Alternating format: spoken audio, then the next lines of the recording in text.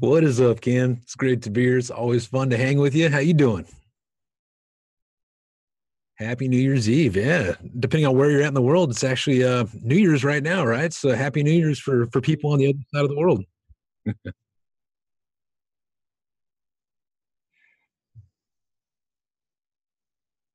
I know. I just want to know the winning lotto numbers, right? It's like, hey, since you're already ahead of us, it's already, tomorrow today. What's the numbers? Exactly.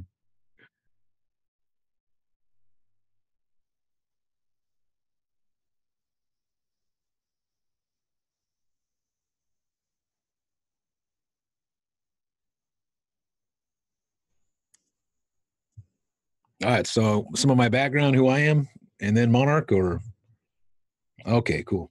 All right. Well, my name is Robert Beatles. I always just start off at the beginning, right? So I've been with my wife since we were 14 years old. The big moose that Aaron, he's 23. It's my oldest son. We got married at 17, not to my son, but to his mom. We've been together ever since. We start off welfare, food stamps, all that sucky stuff, and basically started building businesses, and by 23 or so, I'd created, one of the largest construction companies in California, and also a service company. Then from construction, was able to use some of the money into real estate and to software.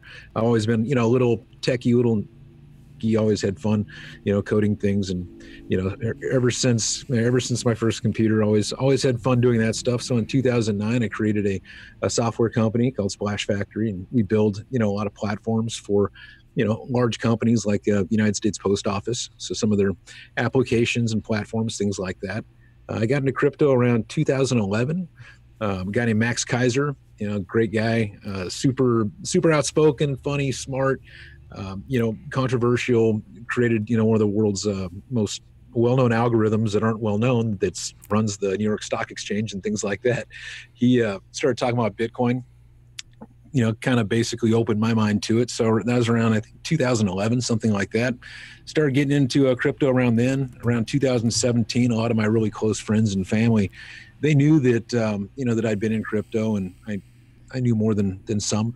And so they started asking me a lot of the same questions over and over again. And one of them said, hey, you should just start a crypto channel on YouTube. And I'm like, I don't know. And then another one said it, another one said it, another one said it. And so I'm like, all right, we'll create a channel, and I'll basically just do a video to where all these questions you guys keep asking me will be in one video. So that way, saves me a bunch of time and text messages and emails, and they can go there and figure out how to use exchanges and know that crypto is extremely volatile and extremely dangerous, and as well as, super amazing, that could change the world in all kinds of great ways.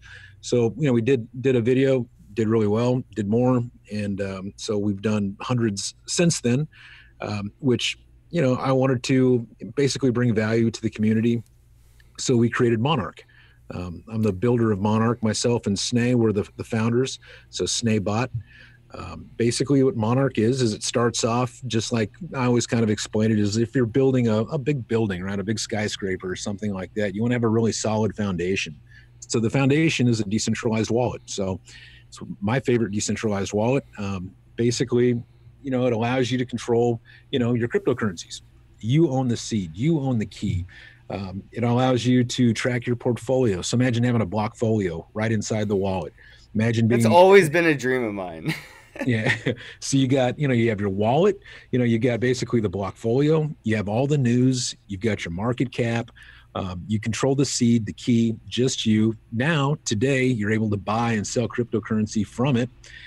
So that was kind of like, the beginning part of it, is to where people can take, Monarch, go anywhere in the world and have the ability to pay for goods and services without needing a bank, without somebody telling them, hey, you don't have access to your credit card, you don't have access to your bank, we froze your funds, any of that stuff. With Monarch, you can go anywhere in the world and basically use cryptocurrency, right? So that was like the beginning. And then we wanted to create a merchant plugin for businesses to be able to accept crypto, but be paid in fiat, so they don't have to deal with the volatility of that. So we created Monarch Pay, and that went live today. So Nice. we're excited about that. Then we wanted to create a reoccurring payment solution. So that way, for people that want to pay for their mortgage or their car payment or Netflix, Hulu, any of that kind of stuff, using blockchain, using crypto, but not having it centralized where, you have to So basically hand over your information. who's the partner in the background though that helps make that possible? Who's the partner? We do all Well, the code like ourselves. I was just wondering, how is it possible? Like, is Netflix accepting my Bitcoin, or are they getting fiat? So Where's that fiat coming from?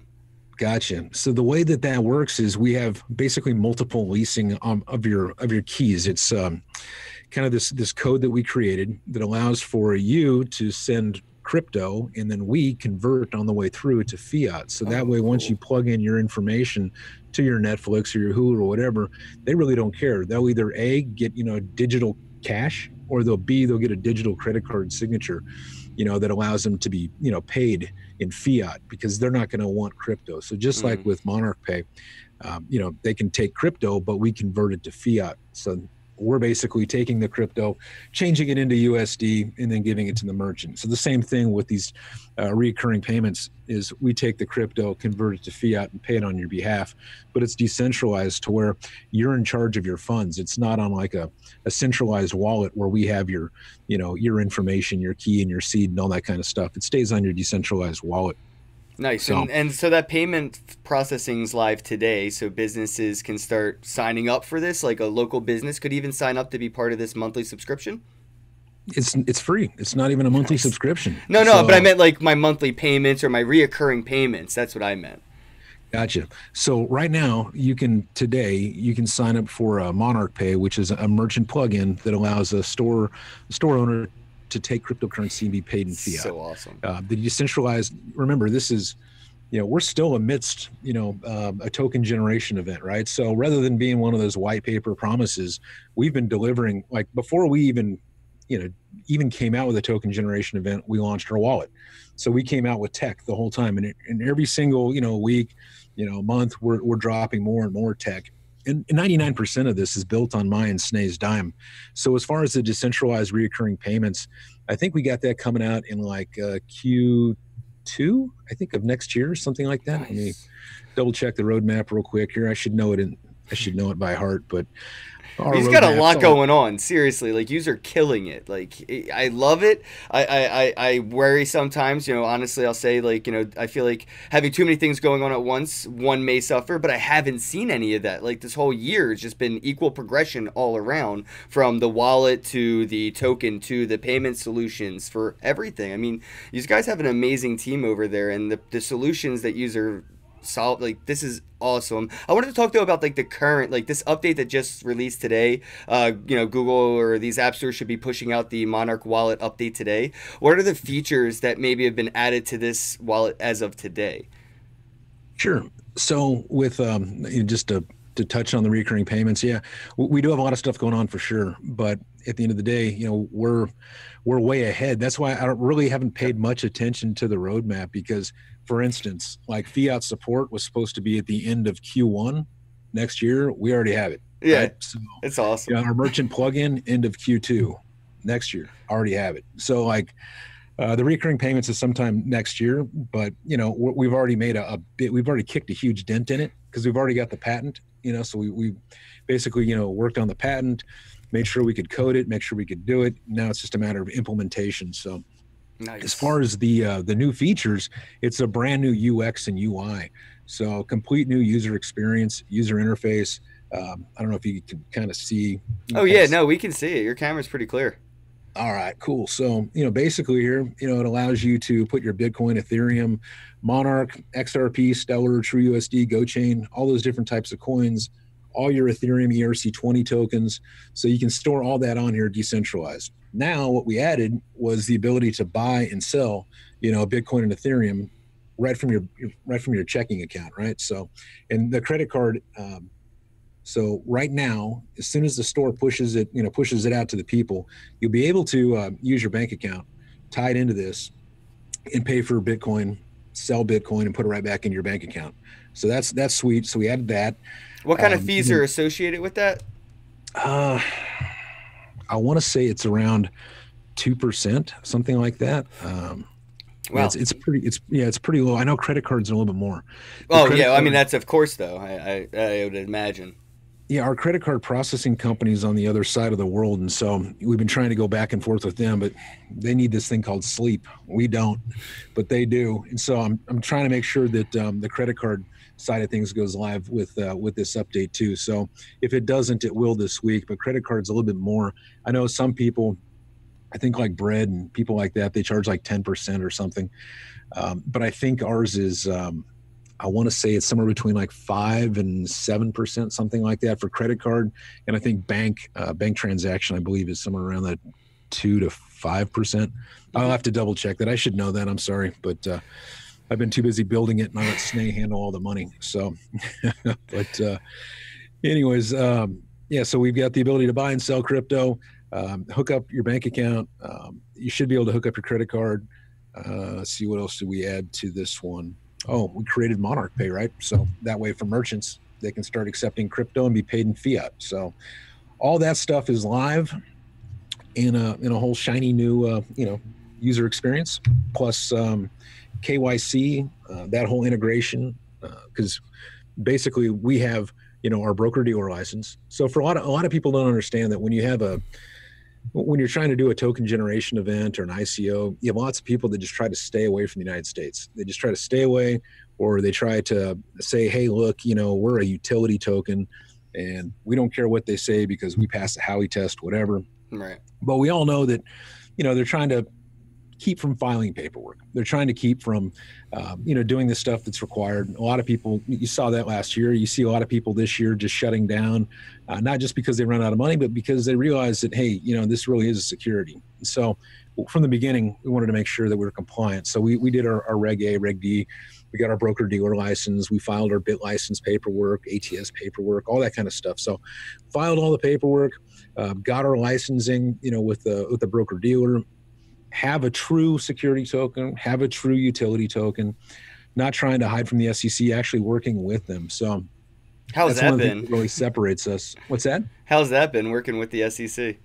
Well, that's what our legal team does. So, they've done it in the past. They're real familiar with the processes and the people over there. So that's why we have them. That's why they're on the team. And I'm just wondering if you found them to be suffocating. Have you found like any time that you couldn't move forward due to them, or have they been more working in your favor? Right from the beginning, we were very clear, on what we were doing, transparent with them, filled out the proper paperwork, got our broker dealer license. So it wasn't like, we're trying to like hide in the shadows or say, this is a utility token, so we really don't need this stuff. And, we're not going to even touch the US. We didn't try doing any of that stuff that you see so many other people, do.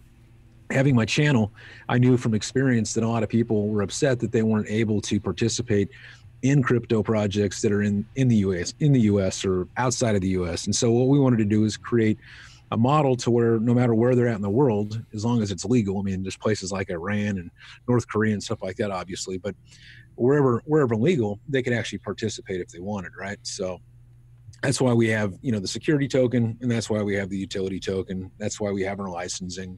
So this way we're building a real business. We're building something that really generates value that people can actually go out, download for free and start using today. And I don't care if they ever buy a token. That's not what we're here to do, man, is to allow people to have their financial freedom in the palm of their hand. And we'll end up making our money from merchants and people like that that'll support our business. Because none of us here are trying to like do some kind of cash grab where we're just trying to throw out a token and, raise a bunch of money and hit the road. We just keep dropping tech, whether we raise $1 or not. And we just figure as long as we drop something of value and people can actually use it and like it, and it's better than other stuff out there, and they actually control their keys and their seed and their money, people will find value in it. Merchants will find value in it, and it'll eventually start generating money without having to do the old traditional freaking, token generation ICO type marathon where you're just out there trying to raise money all the time. I just figure we'll just build something that works and the money will come. If it doesn't, well, that sucks. But at least we drop some value on the people and they can use it for free. Absolutely, man. And that's, Monarch, the wallet is an amazing tool. I've actually, I host a meetup that you've been polite enough to help sponsor and make possible. And every time a new user comes in and downloads the wallet and I love, because your first reaction, oh, that's it? It was that easy? And I'm like, yeah. See, it's not rocket science. And they kind of get like the ease of, I'm excited for the update because, the user intuitiveness, it's like handing somebody a leather wallet. They know how to use it. They just open it, put money in it. They're like, oh, look, send, receive, back up, got it. Like, it's really easy for the noobs when some wallets make it pretty cumbersome, or, try to hide the private keys and stuff like that, just make it an issue. Or where you can't even get your private keys, like Coinbase, where they have you be able to buy and sell, but you don't really have true ownership of the private keys. So the Monarch wallet's really an empowering tool. But I wanted to talk a little bit about the roadmap for the Monarch token. I think it's a really interesting concept. Like you said, you have the security token, the utility token. I wanted to know a little bit about the 2019 roadmap for that, and where, end users will be able to see the benefits of it. Sure. So in 2019, we're going to have multiple, different exchanges of sorts plugging into us to allow people to buy and sell crypto at better pricing. So right now we already have our first exchange plugged into it that allows us to be able to buy and sell crypto. So technically we can say, hey, we already did it, right? Because people are able to go right now, as soon as this thing hits the stores, as soon as they release it, it'll already be able to do it. But we're going to, integrate in with about 165 different exchanges to where they'll really have the best, pricing on crypto. So they'll be able to buy and sell stuff, at the best prices out there. We'll continue our fiat support. We'll make our merchant plugin even better. Then we have our dividend system. So for the security token holders, 60% of our revenue goes back to the security token holders, right? That's so amazing. Yeah, and they're paid in utility tokens, which are, the MT. So there's two token structure. You have your MTS, which is your Monarch token security. Then you have your utility, which is Monarch token. So the Monarch token, what it does is it basically cuts, just like a Binance, like a BNB coin, it cuts your fees in half. So with exchanges, there's fees. You use Monarch, it cuts your fees in half. And we use that actual token to pay the MTS, or the security token holders, our revenue. So it's a true utility token. That's its sole purpose.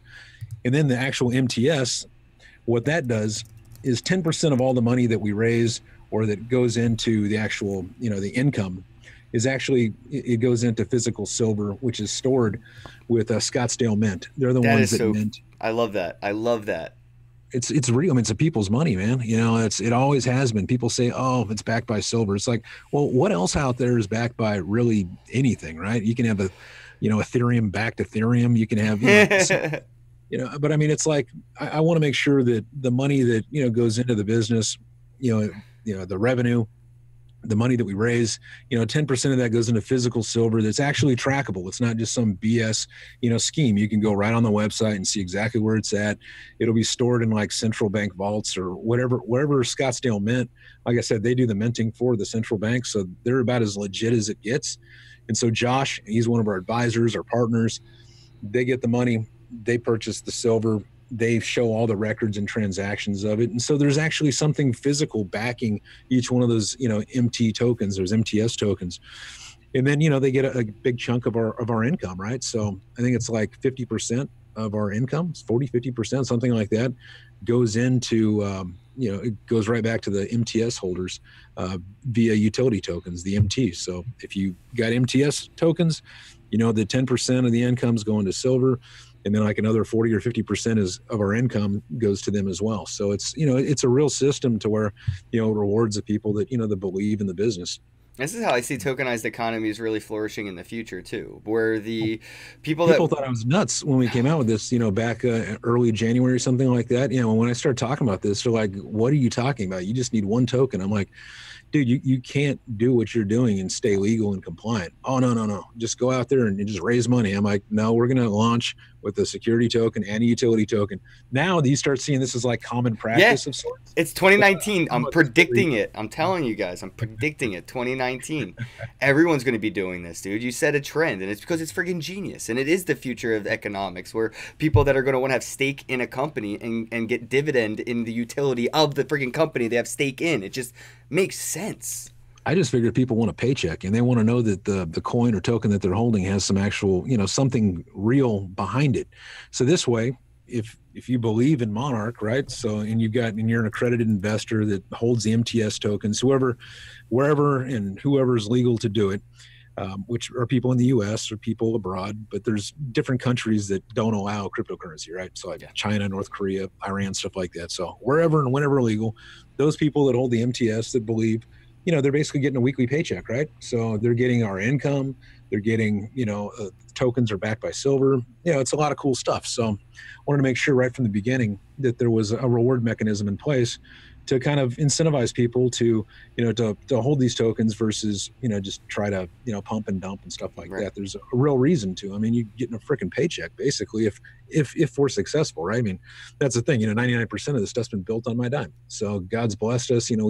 We've made we've made our money in our other businesses, so it allows us to to build and develop and give this to the world for free, and hopefully that enough people will use it, and we'll start seeing enough adoption, especially on the merchant side of things, for because that's where the money will come from. Well, what I see Monarch as the people's bank. It is the people's bank. We're like you said, with the token, you have more stake in the banking mechanism of the wallet, the merchant processing, and everything. And now you can even do in the roadmap we have the loaning coming out, right? I would love for you to touch on that because I think that that's one of the key features, key aspects of being your own bank is being able to do that and not have to worry about BitConnect taking off with your friggin' money. So like with Celsius Network and Monarch, everything that is already happening, plus with the roadmap of 2019, it is the people's bank, the future of banking. How I see mainstream banks will probably end up trying to take this business model. Yeah, that's quite possible. We have a lot of really amazing partners, and I know I had told you in the meetup about Celsius. So I haven't announced it, to the world or anything like that. I'm so sorry. It's quite all right. Alex is a great guy, man. So yeah, we're one of the test cases. We've been working with his team to implement a lot of the stuff that they're doing right within our wallet. So you'll basically be able to get interest, holding tokens and coins and be paid. Let's see, I can pull up the exact figures, but it ranges between like 3 to 8 or 9%. Well, it kicks a bank's ass though. Oh yeah, I mean a bank, yeah, they freaking send you a bill every month. You put money in the account, but if you don't have enough in there, you're still getting paid. You're still getting paid. We wish. You're having to pay like $20 a month just to have a stupid checking account. Yeah, you're right. It is ridiculous, man. It's so messed up. And what's funny though, in the crypto space, you'll say 3 to 5% on loaning, and people will be like, "Well, what about the 40% a month guaranteed, no risks?" Damn, I miss BitConnect. Now it sounds generous and totally sustainable too, even. And Celsius is an amazing company, and like you said, Alex, I've been a big fan of Alex even before I was in crypto. I've actually been a fan of Alex probably 2 years before I even heard the word Bitcoin, but that was because of voice over IP, and I was a huge fan of the empowerment that gave people around the world. It was sort of like liberating. I have friends on the internet that couldn't call me. It was impossible, and I had to find out ways for them too, and I came across VoIP, and I was like, yo, this is amazing. And I found out that he fought to keep it free and, away from the government being able to regulate it and basically tax it like a utility, which kept it being awesome. And that's what, Celsius is doing with MOIP. So I'm excited for the whole roadmap in general for Monarch, because this is what everything's been missing. There's a lot of things throughout 2019. I feel like if we could have went back in time and kept Monarch where it's at now, 2017, this same day, this year would have went, I think, a different way. I didn't think we seen what we needed out of these projects that were around from the beginning that, I'd expect, Jack's wallet, which to me is basically dead. I haven't seen any progression at all from one of the first wallets I've ever found in the space when I got here. It's the newer projects that are really flourishing in the space and building during the bear market. So for that, I thank you. Oh, it's my honor and privilege. But Celsius, yeah, I just pulled up their site right now. Like Alex is offering 5% on Bitcoin, 7% Ethereum. So basically, you're just holding those coins in the wallet and getting 5 to 7%. Where with a bank account, it's like 0.001% or something like that if you're lucky. Yeah. So it's very, very cool. Of course, you got volatility you gotta deal with, and obviously with Celsius, there's probably like a lockup period. Yep. You'll have access to your tokens and coins, but they have to stay in the account for a set period of time. You can't just put it in one day and expect 7%. I think it's probably over the course of a month or a year or something like that. So we'll be integrating all that. I was hoping to do it in this release, but we just had so many things with when you're touching fiat, the KYC process, integrating that in with this, all the banking, hooking up all of our banks and all of our partners in between. It was a freaking lot to do this, and then especially with the credit card processing. So we didn't have time to add Celsius, but I'm hoping that we'll probably have them in. We'll have them in for sure in January. So for sure it'll be in January. Hopefully in the next week or two. But Everything's January unfolding as it should, I believe, at the right time too. I know I'm saying I wish we had this earlier, but I feel like we needed the growing pains, and we needed this time to have development. And I think I'm excited for 2019. For the progress. I'm excited for security tokens in general. I think that they're going to be bigger than the mainstream media hyped up ICOs. I predict it. I really think that that's going to be a key factor in the institutional investors feeling secure about putting their money into the space again. So I don't know. 2019, dude. Big year, calling it now. Come back in a year and play this video if you don't believe me. I wanted to talk a little bit about some of the other partnerships, because you're partnered with, on the website, Polymath, Swarm Fund. I just wanted to talk a little bit about how they could be incorporated into the Monarch company. Sure. Yeah, so we got we got BitBay, we got Bancor, CoinVest, got BX3, Swarm, BCT, GoChain. Let's see, I think we got Dispatch Labs, Ink Protocol, Polymath, Listia, Scottsdale Mint, Genesis Vision. And then I know we got more. We definitely have more. We just haven't announced all of them yet. And we have some really big stuff that's outside the crypto space we'll be announcing here pretty soon too. But with Swarm and with Polymath, we have a broker-dealer license, right? So we actually created a security token launch platform. So basically, just like you're saying, you think security tokens are going to be big? So do I. We actually coded and created our own. In addition to everything else, it isn't even on a roadmap. It isn't in the white paper. It's not, to my knowledge, it's not in the white paper. But basically, a security token launch platform. So it would allow you or anybody, if they're qualified, to come up with an idea and figure out how to, tokenize an asset and then launch it legally right from Monarch. So we created that as well. We haven't launched that yet, but it's done. It's built. So we also did that too. It's done. It's done. Yeah, it's done. Like we could throw up the site tomorrow. We're just worried about a few of the regulatory compliance issues and things like that for the people that, so we got some legality stuff that we got to work through first, but it's done. So we've already built it. And that was in addition to everything else that we've been dropping. So a lot of people are out there, just trying to raise money and, just talk. But, we're just, keeping our heads down, building and building and building. But with Swarm and Polymath, because of our broker-dealer license, because of our regulatory compliance, they're utilizing, us in some of our custodial services, as well as, the ability to use us, for the security tokens and be SEC compliant. So that's they're good dudes. What do you predict though, moving into the STO market? Utilizing this platform first. Like, what industries would you see? Mom and pop shops, gaming, adult. I'm just curious. What are you expecting to see as your first mainstream, or not even mainstream, but like as soon as you launch it, where would you think the majority of the use case would come from? I think initially, I think you could see a lot of real use in the stock exchange. Imagine rather than having to trade paper and go through Scott's Trade or any of that kind of stuff, or a broker, or one of your dealers of sorts.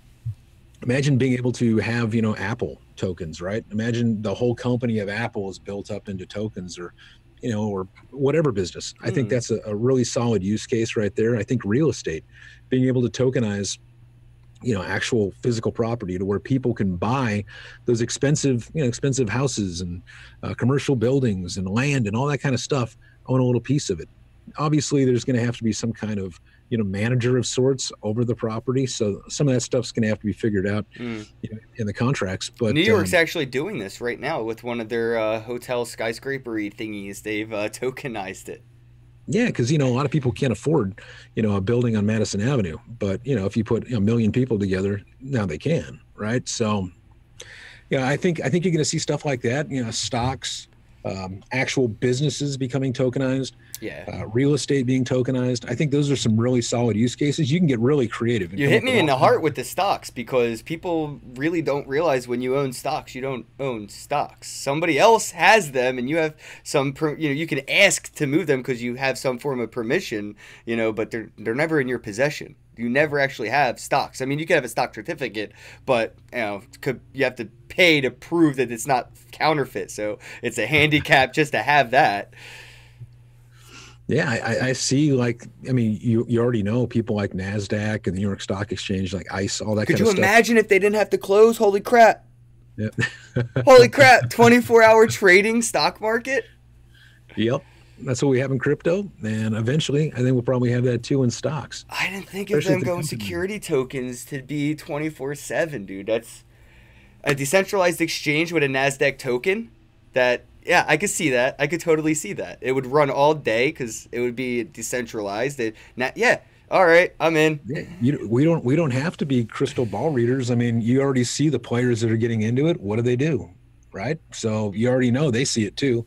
Maybe they're not talking about it yet, but they Mm. will eventually. So Well, you know yeah, what? That's a great segue into what other people aren't talking about, and I'm happy to have you on the horn here to get that kind of on the table. What wallets don't have, and I think it's really important, and we kind of talked about this before. Like, I think being able to have more of these technological features more user friendly in a wallet like multi-sig, so a kid could have a Bitcoin wallet and his mom could have one on allowance, you know what I mean, and it gives the parents feel of like they can kind of control without their kid being a financial anarchist and being able to buy drugs on Silk Road or whatever, or being able to lose their money because they get scammed on BitConnect, right? Like the parents will be able to multi-sig, or businesses to employees, etc., and so on. I think would be really empowering, and things like batch transactions. I know that you got the username to public address, but so many don't. I'm just wondering, like, why are some of these things not more prominent? How difficult is it to build these and integrate these into a easy, familiar user experience to have multi-sig, batch transactions, things like usernames instead of public addresses, or even more tokens? Like, why don't we see wallets have just every token an exchange hosts? sure. So there's a lot there. All right. Yes. So we'll just kind of work backwards. So why don't they have every token or every coin? So for us, and not every wallet does this. A lot of other wallets, they just rely on other people. But we actually run a node for every single coin that we support. So if it's, Bitcoin, or if it's, GoChain, or if it's, XRP, or any of these types of things, we actually run nodes for these, right? Stellar. So that way we know that the information is true and correct. We're not relying on some kind of third party, right? So Ethereum, same thing. We run our own nodes. That way we can pull data from it. So if you're going to do it the correct way, the right way, that takes time, takes resources. It's a lot. And so if you're going to do that for every single coin out there, it can take up to like 30 days to do one, Whoa. right? So There's a lot out yeah, there, so I could see that. Yeah. yeah. So I mean, that's a lot of development time, and so and you gotta check and see. It's like, okay, I know a lot of people, would like to have every coin and token out there, but let's look at the market cap. Let's look at the circulating, supply. How many people are actually using it? How many people are actually, care about the project? So what we kind of did was we started adding tokens and coins that people wanted first, right? So that's why, well, believe it or not, Bitcoin, Ethereum, Stellar, Ripple, those ones were, right at the top of the list. Everybody wanted them. Right. And then GoChain, one of our partners. So, we wanted to make sure that we added all those. And then we're adding more. So, a lot of people, a lot of people love, a lot of people hate Bitcoin Cash. We're going to add it, right? So we've already done all the coding. I just waited to implement it until their fork, kind of letting that thing die down before I add it. And because I'm not going to add SV. I'm just not. But, the I actual, gotta ask you why. You brought it up, man, and I have to, for the audience, I gotta ask, why not? Why BCH and not SV? so for me, and this is, a personal opinion, and it doesn't mean that it's right, but when you have somebody like him that comes out and just has like so much hate in his heart, where he's just says he doesn't care what he does to people, he's just gonna drop the price to zero. When you have somebody like that in the community, that to me is not somebody I want to support. So he can take his crappy coin and he can go shove it up his ass, but he ain't coming on my wallet. So I don't want somebody like that that's out there saying that kind of stuff to hurt people, being part of Monarch, right? Respect, because there is a lot of users still on that SV, and I see more than even BCH. So I love that you're going that route, and like again, it's not like a whatever has the the more whatever. It comes down to, I would say, like quality of the overall blockchain. And my inbox has been blown up since our last meetup about the Steam coin. A lot of people want to see Steam on the wallet, and I have so many people that are willing to help. So how difficult would it be to set up that Steam node so we could get that coin on the Monarch wallet? Yeah, I mean, really, it's not the setting up of the nodes that takes all that much time. It's all the integration with our wallet, to that chain. So it takes a little bit of time on the app side of things. I think we can get some Steam developers and graphic designers to volunteer. They're pretty excited. All right. Hey, I'm sure that we can plug them in, with one of my team leads, and I'm sure we can do that. Awesome. But, so what about the username and address that you manage that most cannot, which is, amazing. I feel like if most people could say, send me Bitcoin. Oh, what's your address? Ken Bozak. All right, sent. It would be easier than X0AB95. Blah. Yeah, we call it easy wallet naming. So, yeah, but was it easy? Easy wallet, no. But yeah, we came out with that. It's actually in our Mac and PC, so people can do that now, especially within the Monarch ecosystem. So anybody within the Monarch ecosystem, they could have a username and ID and all that kind of stuff, and you would be able to just send it back and forth. Mom, whatever, whoever is in your network of people of sorts, you'd be able to send to. And then what else do we got there? Yeah, so easy wallet naming. Yeah, it's in Mac and PC now. It'll get better, and it'll be available in the Apple and Android devices probably by Q1 of next year too. Sweet. All right, and to touch on the multi-sig is I would love to see that, but is that something that maybe, am I asking too much, right? Like, is that something that may become more of a problem than a solution right now for user adoption, or users not ready for something like this? So when you talk about like ease of use, people, there's a reason that 90-95% of all cryptocurrency entry comes via centralized solutions like Coinbase and Gemini and GDAX, or Coinbase Pro, Poloniex, all that kind of stuff. They're centralized. They're easier. Bittrex, Binance, all that stuff. Well, Binance, there's no fiat, but with Bittrex, I think Bittrex soon. does. I heard it's in their roadmap now. Yeah, they were talking about it. Yeah, Liechtenstein or something like that is one of their supporters. But yeah, I mean, it's just a familiar experience for people that are kind of, not really tech savvy, but trade savvy, right? So if they're used to, using like a Scott's Trade or something like that, this is, easier, right? So with Coinbase, they really just dumbed it down. They really dumbed it down, made it easy. It's easy to buy and sell crypto, and but it's all centralized. So that they're basically holding your tokens and coins of sorts, your private keys, your seeds. You give up a little bit of security, because if they're hacked, well, you lose all your money basically. Because I know that they say they're insured, but from what I've been told, it's only about 2%. 98% isn't. So 2% is, from what I've been told. I don't know. You have to check and see if those numbers are actually true. But if they get hacked, you lose your money.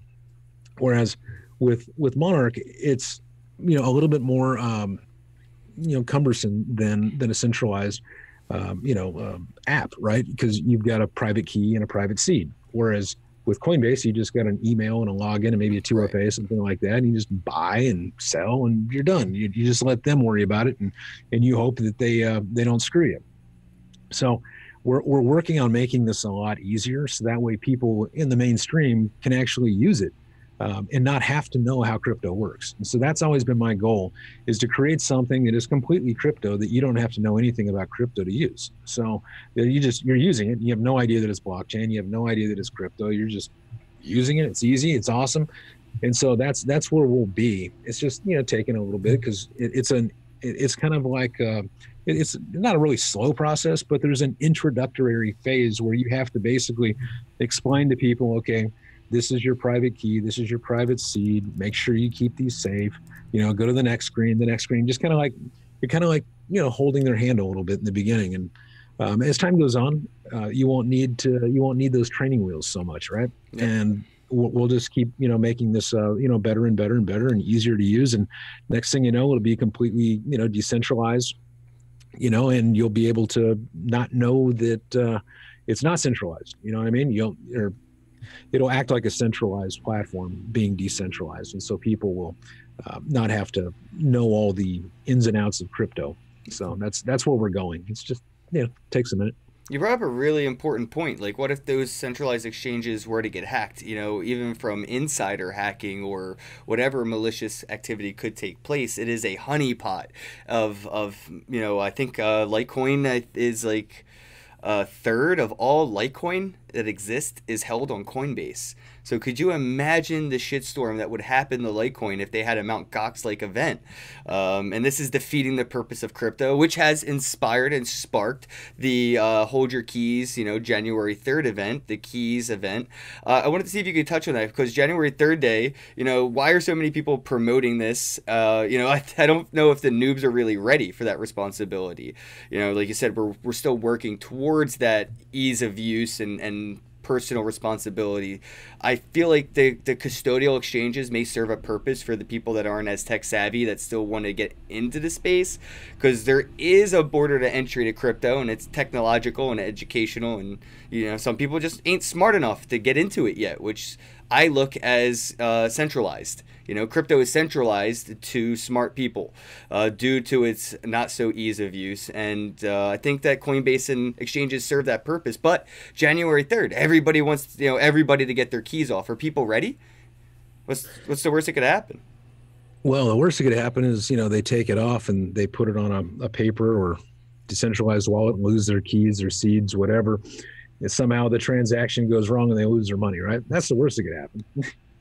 But Sure. It's a really good way to get the community involved together to basically hold these exchanges accountable and make sure that they actually hold the funds that they say that they do. All right. So if we decide that, hey, we're going to leave our Bitcoin on Coinbase, cool, but let's once a year, let's make sure that they actually have it. I bet they don't. I'm betting they don't. I bet there's going to be a hell of a lot of problems where Coinbase is going to have a freeze for some reason. It's possible. And one of the reasons for that too is maybe a lot of it's kept offline. Maybe it's kept in cold storage. If they do that and they have enough people to try to withdraw their Bitcoin, well, it could create some delays while they're moving from cold storage to their hot wallet to send it to the people. So it's possible.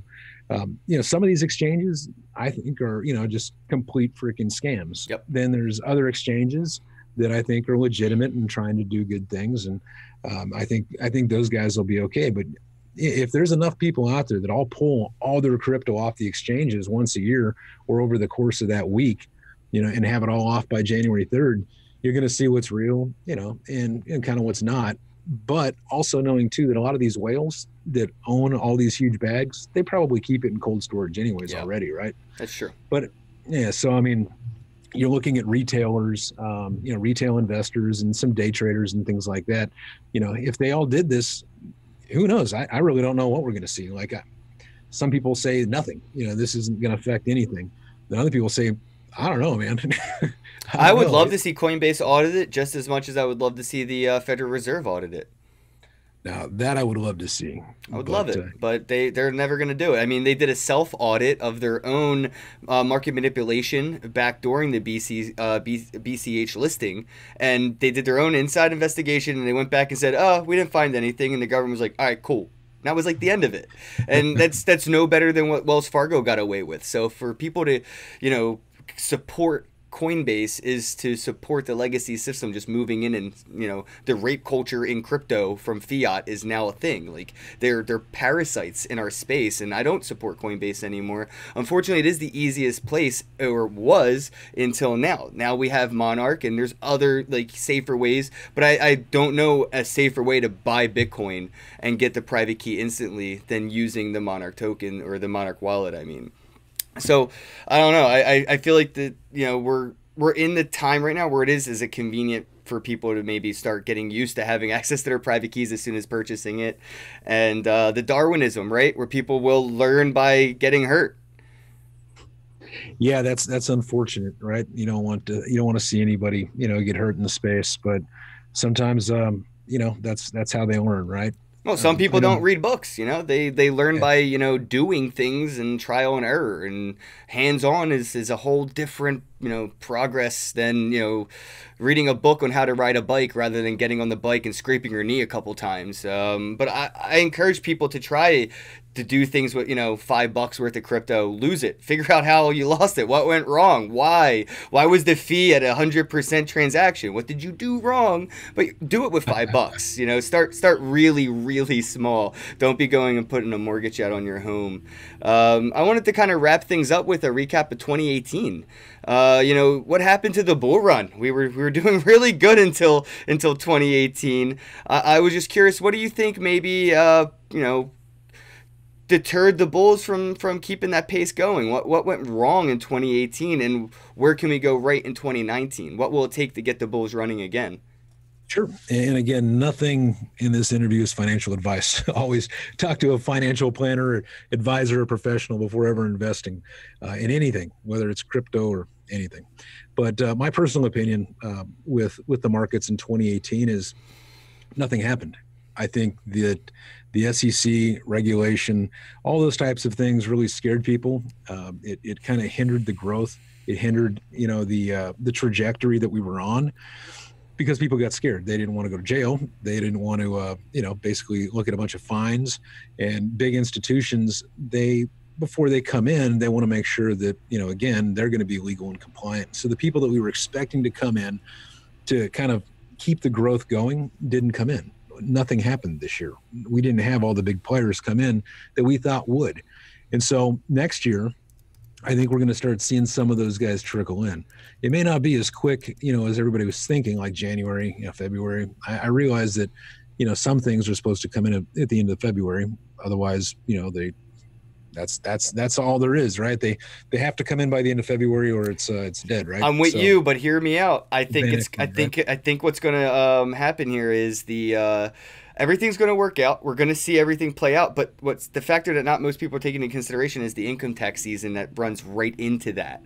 Sure. It's a perfect storm scenario for the retail investor and the institutional investors to collide for once, rather Yeah. than counter trading each other. Yeah, no, I hear you. I hear you. They just need to make sure that, see, in this current ecosystem, or it's very fluid as far as what regulation is, what compliance is, what does the SEC really want. It just seems to be kind of fluid, and people are still trying to figure it out. They're kind of putting their toes in, but nobody's like really dove in yet. Yeah. I mean, obviously CME, CBOE, but I'm talking about like all the, like the Fidelities, right? The Backed, all these guys, they're getting ready to come in, but they haven't yet. And so when It's been they a do, year of dick teasing. That's what they've been doing. but see, that was An some of the stuff that we announcement and a thought was coming. cancellation. Announcement, cancellation. Announcement, delay. Jesus Christ. 2018, and that was 2018. My And so that's my why, Bitcoiner blew. That's what they done. that is funny. But yeah, that's just, that is 2018. So regulation and nothing happening. So Nobody. 2019, that's what we're So going to be getting, right? That's what I'm predicting. We're going to be seeing I'm some hoping. things on some pen and pencil. Some things may be penciled in, but I think we'll see some ironclad regulations this year. And that's what, it ain't coming from you and me. This is the institutional investors pressuring the regulators now. They Right. they want this avenue in, but they don't want to do it, the sketchier route, the route they're not used to. They're traditional investors. They want to go the traditional route and put, $10 million into Bitcoin and know that it's insured. They have a broker they can call on the spot and do whatever they need immediately. And Coinbase just announced that they're doing this OTC market for institutional investors. So this year, yeah, we're getting everything we didn't have last year. Well, that's exciting. I sure hope you're right, because I know that that's what we keep being told. We were told that all of 2018. So I'm hoping 2019, is the opposite, and we actually get the stuff that they're telling us is coming. Well, If that happens, who pressures the regulators better than institutional whales? They do whatever they want in the traditional world anyway.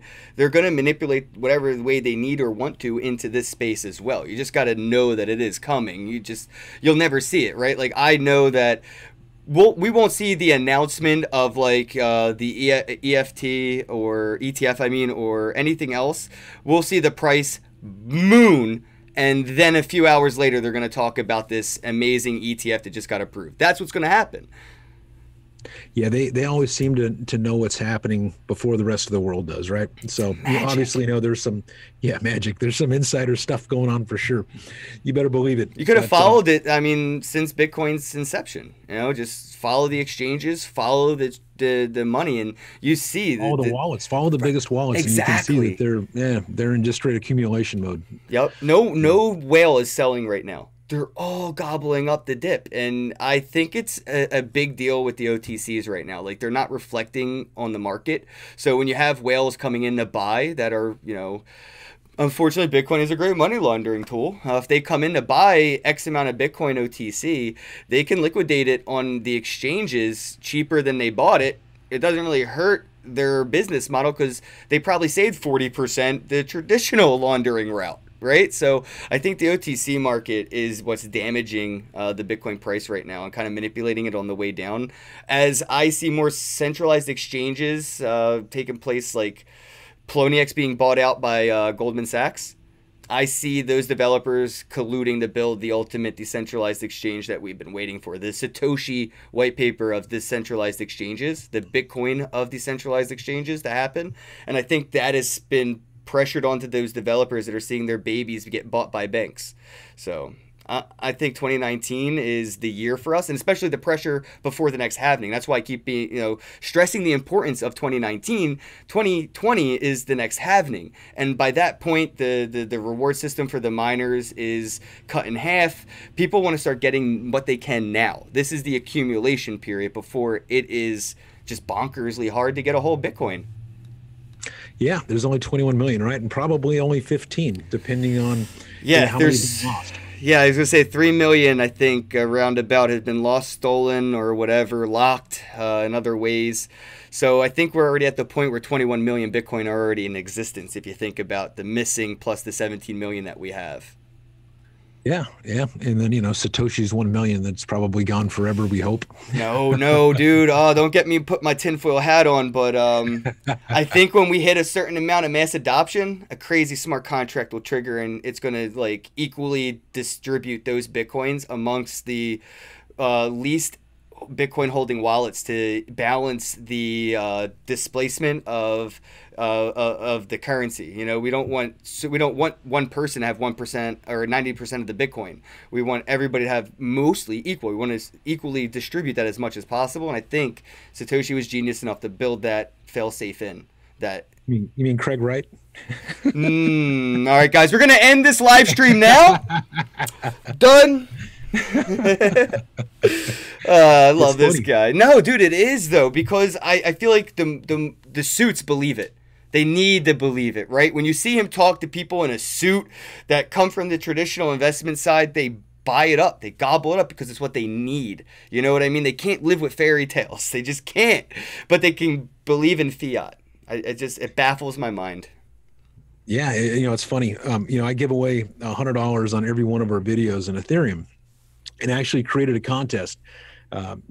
Basically for anybody that's a writer, a researcher, or just crypto enthusiast, to write one article that either proves or disproves that Craig Wright is Satoshi, and if the Tulip Trust is real or fake, right? Because there's hundreds of articles out there, there's GitHubs, there's all kinds of things that say whether he is or isn't, but there's no like one article. So I'm giving the winner $1,000 to write this article for all of us, so we can either know that he is or isn't Satoshi, and whether the Tulip Trust is or isn't real. And second place gets $500, and third place gets $200, right? All in Ethereum. This is awesome. Yeah, I want to have one article, because right now everybody just has strong opinions. And right. They have 1,000 different articles to point to, but not one. not just one article that's just this is it, backed, based in fact, backed by sources, all that kind of stuff. So yeah, I'm that's excited to see what something. they come up with because he, allegedly proved behind closed doors to a few people that he was Satoshi, but never publicly. So if one of those authors could find a way to interview a few of those, or even one of those people, to get a real behind the scenes, like how did he prove it? Did he pay you? Like what's the real deal? And in the chat we just got a thing. Somebody mentioned Steam. I wanted to say, if whoever writes this, I hope they do it on Steam or some sort of blockchain based, publication, so nothing can be done with it. He does have quite a bit of money. If you use Facebook or something, you may lose that content. So use a decentralized means to publish this, so you don't have to worry about centralization and stuff like that, censorship. Yeah.